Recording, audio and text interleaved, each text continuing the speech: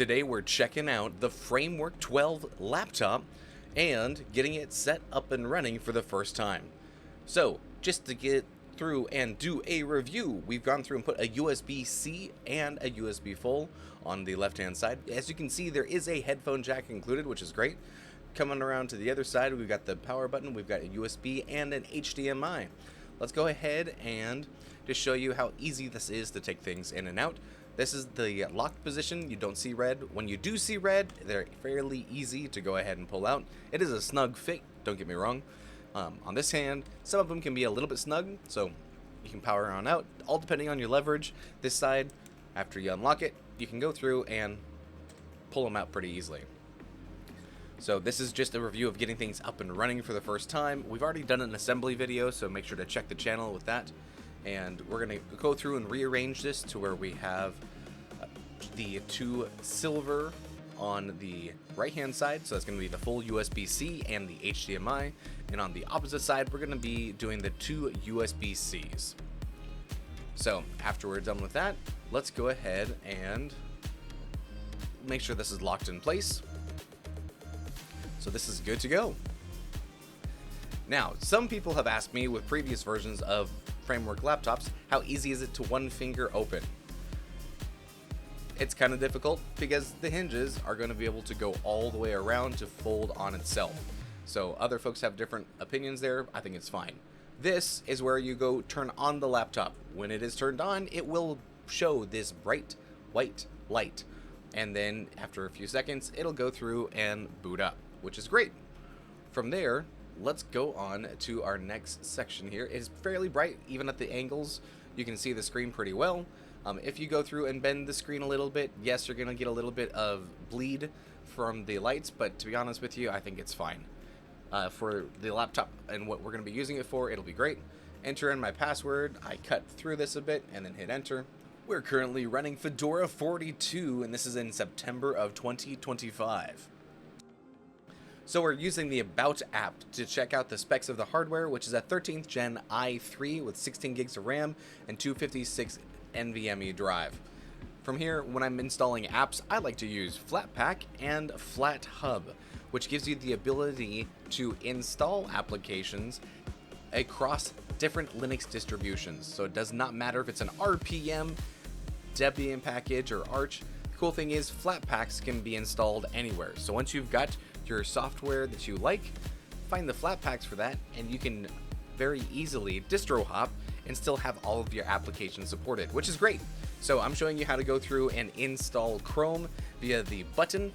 From there, it'll pop up a GUI and say, hey, you want to install? It'll take a minute. Doesn't show a lot on screen here. It takes about a minute or so for it to install, and then once it's ready, it's going to pop up this window. It says open. And you can go through and do that. You can actually see that the app is installed now by going to your app drawer and saying, hey, look at that. Google Chrome is installed. So that's one example of how to install a Flatpak. Fairly easy, fairly straightforward. Let's show you the other way to go through and do this. I also like to use Brave browser to be able to go through and surf the open web. Maybe you'll want to watch a certain site with ads being blocked. And copy this command and then open up a terminal instead and paste it in there. So if you're going to start to learn how to script things or automate how to install all of your applications, instead of hitting the GUI button, then you can go through and put this script in. It's asking, are you sure you want to install it from here? You're going to say yes, and it'll start installing the packages. The nice thing is it actually gives you a status and how long it's taking when it's going through and installing, versus the GUI just kind of sits there and just keeps on spinning. So fairly easy package to install. Again, we can go check to make sure this is installed correctly, and look, it's in our app drawer now, so we're good to go.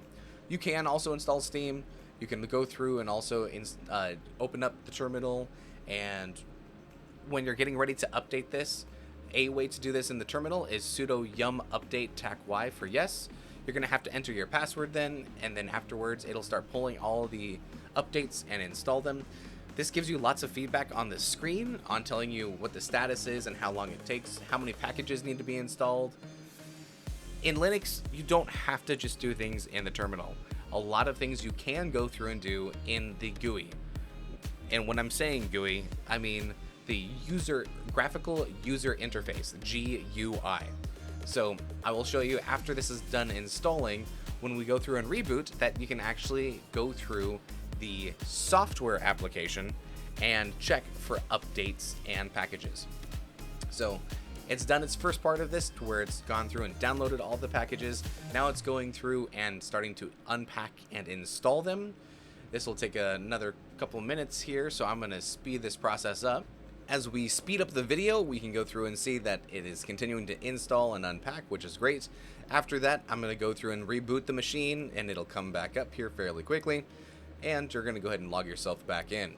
Now, I want to show you an alternate way to make sure that the touchscreen is working. This is how you turn on screen input for the screen. I'm obviously not going to show you my password, so at this point, I'm showing you that the touch input does work correctly, just again, blocking my password. After that, you can go through and hit the enter button, and it'll let you in.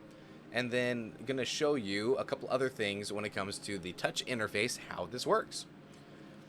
So this is the software where you can go through and check for updates as well. It'll go through and give you a nice GUI interface to say in this top corner where it says updates, hey, when was the last time things were updated? Are there updates that need to happen? And you have that big blue button to go through and tell it to install everything, or you can click the individual gray buttons to go through and individually install those packages.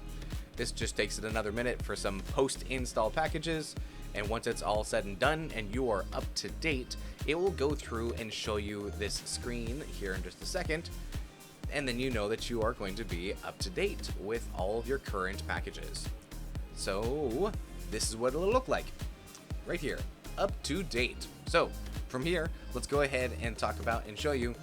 I'm trying to go through and run some Helldivers on here. I want to go through and show you that everything is on, it is running. When you go through and flip this around, the cool thing is that native to Fedora and also to Bazite, you're able to go through and flip the screen and it automatically readjusts for you, which is absolutely awesome. Installing Linux for a long time on different pieces of hardware, this just works really well. Also for the touchscreen interface, if you're not familiar with GNOME 3, or I should say GNOME 40 Plus, you can go through this touch interface and it tells you how to go through and use it. So you can hit the super key or your Windows key.